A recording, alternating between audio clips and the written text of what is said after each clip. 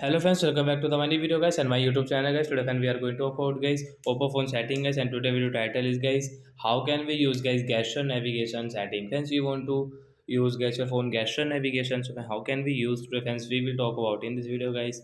So friends, now let's see how can we use Oppo phone guys gesture navigation setting guys. So guys, you will have to on guys your phone setting guys.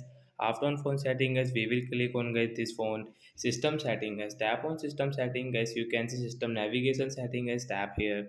Friends, you can see gap button navigation and guys gesture navigation. So friends, you want to use, so we will click on the right side icon and guys cancel option. Tap here. And guys, now let's see how can we use.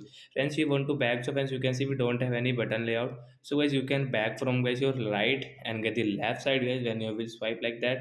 So guys, you can back from right side guys. Recently close app guys, you can close from here. So like that guys, you can use guys your phone gesture navigation setting. As you can see the right and left side back and recently close app. So that's it guys, thanks for watching the video guys. I hope friends you understood how to use gesture navigation in Oppo phone device. So bye guys.